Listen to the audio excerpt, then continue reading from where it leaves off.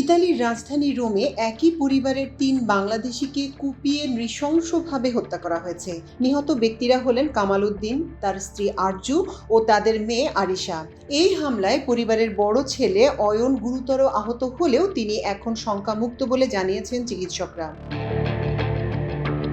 গত শুক্রবার স্থানীয় সময় রাত 10:30টার দিকে রোমের পিনেতা সাচেত্তি এলাকায় ভিয়া মন্তিলিও ৩৫ নম্বর সড়কের একটি অ্যাপার্টমেন্টে এই রোমহর্ষক ঘটনা ঘটে। পুলিশ ঘটনাস্থল থেকে হত্যাকাণ্ডে ব্যবহৃত একটি রক্তমাখা চাপাতি উদ্ধার করেছে।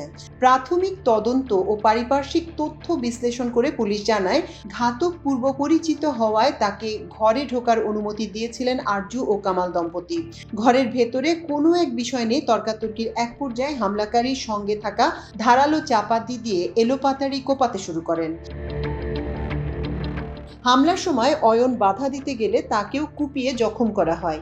রক্তাক্ত অবস্থায় অয়ন প্রাণ ভয়ে সিঁড়ি বেয়ে নিচে নেমে আসেন। অ্যাপার্টমেন্টের দেয়ালে এবং সিঁড়িতে অয়নের হাতের রক্ত ও ধস্তাধস্তির চিহ্ন পাওয়া গেছে।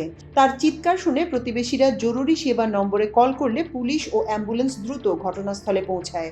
ঘটনাস্থল থেকে প্রায় ১০০ মিটার দূরে একটি বেসরকারি পার্কিং লটে রক্তমাখা একটি হুডি উদ্ধার করেছে ফরেনসিক বিভাগ। ধারণা করা হচ্ছে পালিয়ে যাওয়ার সময় খুনি এটি ফেলে গেছে।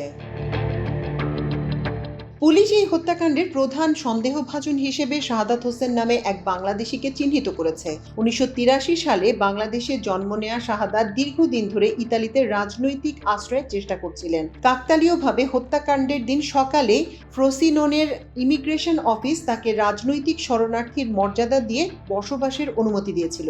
খোঁজ নিয়ে জানা গেছে, সন্দেহভাজন শাহাদাত হোসেন নোয়াখালীর কোম্পানীগঞ্জ উপজেলার চর কাঁকড়া ইউনিয়নের ৫ নম্বর ওয়ার্ডের বাসিন্দা।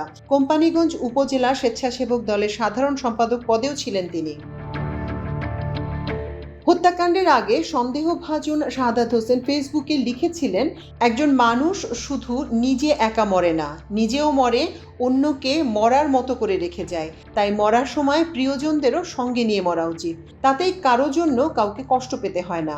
আহত অয়ন পুলিশকে জানিয়েছে, শাহাদাত এবং তিনি একই সুপারমার্কেট চেইনে কাজ করতেন। ঘটনার পর থেকে শাহাদাত পলাতক রয়েছেন। পুলিশ তাকে ধরতে ড্রোন এবং ইনফ্রারেড ক্যামেরার সাহায্যে পার্শ্ববর্তী বনাঞ্চলে তল্লাশি চালাচ্ছে। পাশাপাশি ভুক্তভোগী ব্যক্তিদের সেলফোন এবং এলাকার সিসিটিভি ফুটেজ বিশ্লেষণ করা হচ্ছে।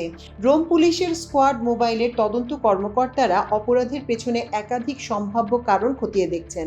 এর মধ্যে অন্যতম প্রধান ক্লু হল প্যাশনেট ক্রাইম বা পরকীয়া সংক্রান্ত আক্রোশ। পুলিশের ধারণা, সন্দেহভাজন শাহাদাত কামালের স্ত্রী আরজুর প্রতি আকৃষ্ট ছিলেন। যদি তদন্তে বিষয়টি প্রমাণিত হয়, তবে মামলাটি ফেমিসাইড বা নারী নির্যাতন জনিত হত্যা মামলা হিসেবে আরও কঠোর ধারায় রূপ নেবে। আগামী সপ্তাহে নিহত ৩ জনের লাশের ময়নাতদন্ত সম্পন্ন হবে বলেও জানিয়েছে রোম পুলিশ। এই ট্রিপল মার্ডারের ঘটনায় হত্যা ও গুরুতর শারীরিক আঘাতের অভিযোগে একটি মামলা করেছে এবং খুনিকে গ্রেপ্তারে সর্বোচ্চ তৎপরতা চালাচ্ছে Rome prosecutor office. Multimedia desk, Amar দেশ।